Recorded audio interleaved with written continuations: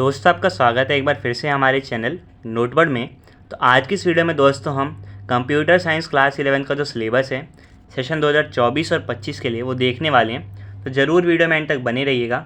Mid term exam का और final exam का जो सिलेबस है अच्छे से हम आपको समझाने वाला हूँ।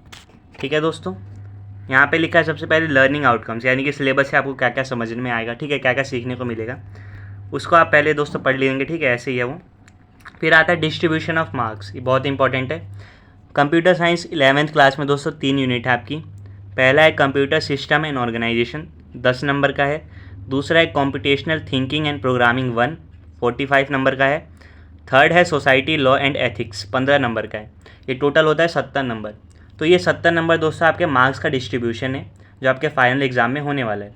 आपको पता है कंप्यूटर साइंस में 70 नंबर होते हैं थ्योरी के, 30 नंबर होते हैं प्रैक्टिकल के, जिसमें आपको कोड लिखना को बोला जाता है। ठीक है, और भी चीज़ें होती हैं। ठीक है, तो जो 70 नंबर का आपका एनुअल एग्ज़ाम होगा उसमें यूनिट 1 10 नंबर का होगा, यूनिट 2 45 नंबर का होगा और यूनिट 3 जो है दोस्तों 15 नंबर का होगा। तो ये चीज़ आप ध्यान रखिएगा। अब मैं आपको पहले बताता हूँ दोस्तों मिड टर्म एग्ज़ाम का क्या सिलेबस है। तो पहली जो यूनिट है कंप्यूटर सिस्टम एंड ऑर्गेनाइजेशन, उसमें पहला जो टॉपिक है बेसिक कंप्यूटर ऑर्गेनाइजेशन।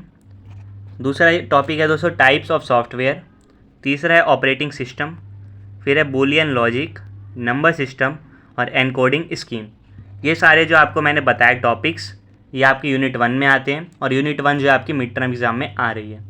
ठीक है दोस्तों, फिर है यूनिट 2, बहुत इंपॉर्टेंट है, कॉम्पिटिशनल थिंकिंग एंड प्रोग्रामिंग 1।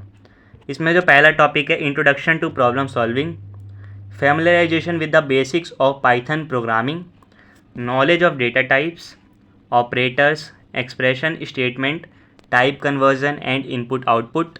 ठीक है, एरर्स हो गया जिसमें सिंटैक्स एरर, लॉजिकल एरर, ये सब होता है।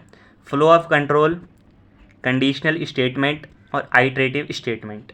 यानी आपकी जो ये यूनिट 2 के जितने भी मैंने आपको टॉपिक्स बताए, यही बस आपके मिड टर्म एग्जाम में आ रहे हैं। तो आप समझ गए दोस्तों, यूनिट 1 पूरी आ रही है और यूनिट 2 के बस यहाँ तक जितने मैंने आपको टॉपिक बताए आइटरेटिव स्टेटमेंट तक, इतने आपके टॉपिक जो है मिड टर्म एग्जाम में आ रहे हैं।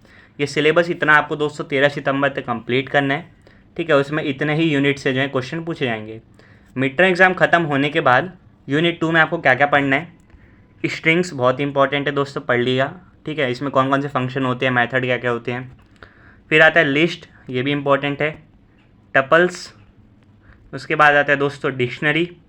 फिर आता है इंट्रोडक्शन टू पाइथन मॉड्यूल्स। तो ये जो 5 टॉपिक्स आपको मैंने बताया दोस्तों, स्ट्रिंग, लिस्ट, टपल, डिक्शनरी और मॉड्यूल्स, ये दोस्तों आपको मिड टर्म एग्ज़ाम के बाद पढ़ना है यूनिट 2 में से। ठीक है दोस्तों, यूनिट 3 जो है सोसाइटी लॉ एंड एथिक्स। ठीक है, ये आपका इसमें थ्योरी बेस्ड होता है पूरा, इसमें कोई कोडिंग कुछ नहीं होती। तो ये आपको पढ़ना है दोस्तों मिड टर्म एग्ज़ाम के बाद। इसमें क्या क्या है, digital footprints, digital society, netizen, data कैसे प्रोटेक्ट कर सकते हैं, cyber crime, cyber safety, malware, e waste management, IT act जो थे, टेक्नोलॉजी एंड सोसाइटी। तो ये सारे जो टॉपिक्स हैं आपको दोस्तों यूनिट 3 के हैं, ये भी आपको मिड टर्म एग्ज़ाम के बाद पढ़ने। तो उम्मीद करता हूँ दोस्तों आपको समझ आ गया होगा। ठीक है, और ये जो कंप्लीट सिलेबस है यानी यूनिट 1, 2 और 3 टोटल जो सिलेबस है ये आपको 31 जनवरी तक कंप्लीट करना है। ठीक है, और फिर आपको रिवीजन करना है और जो आपका एनुअल एग्ज़ाम होगा, फाइनल एग्ज़ाम, उसमें इन्हीं 3 यूनिट से जो क्वेश्चन पूछे जाएंगे। और किस यूनिट में से कितने नंबर के क्वेश्चन पूछे जाएंगे मैंने आपको बता दिया। यूनिट 1 10 नंबर का होगा, यूनिट 2 होगा दोस्तों 45 नंबर का और यूनिट 3 जो होगा आपका वो होगा दोस्तों 15 नंबर का। ठीक है, आप समझ गए होंगे। अब बात करते हैं दोस्तों प्रैक्टिकल की, क्योंकि प्रैक्टिकल होता है इसमें 30 नंबर का, कोडिंग करवाई जाती है, फाइल बनाने को बोला जाता है। ठीक है, तो किस तरीके से मार्क्स हैं। पहला है दोस्तों आपका लैब टेस्ट होगा 12 नंबर का। ठीक है, आपको एक कोई भी कोड दिया जाएगा, ठीक है, लैब में, उसे आपको पहले तो कंप्यूटर पे मतलब माइंड में लॉजिक बनाना है, पेपर पे लिखना है, फिर उसे दोस्तों आपको रन करके दिखाना है कि वो लॉजिक से जो प्रोग्राम रन हुआ या नहीं, आउटपुट आया या नहीं। तो वो 12 नंबर का है। दूसरा है दोस्तों रिपोर्ट, फाइल प्लस वाइवा। आपको एक फ़ाइल बनानी होगी दोस्तों जिसमें कम से कम 20 जो है पाइथन के प्रोग्राम होने चाहिए। ठीक है, वो 7 नंबर की फ़ाइल होगी। प्रोग्राम अगर ठीक होंगे तो आपको 7 नंबर मिलेंगे। 3 नंबर होंगे दोस्तों वाइवा पे, यानी कि आपने जो प्रोग्राम बनाए हैं उसमें आपने लॉजिक क्या क्या लगाया है, टीचर आपसे पूछ सकता है या कोई प्रोग्राम आपसे बनवा के देख सकता है रफली। तो ये 3 नंबर का हो गया, यानी जो रिपोर्ट, फाइल और वाइवा है टोटल हो गया 10 नंबर का।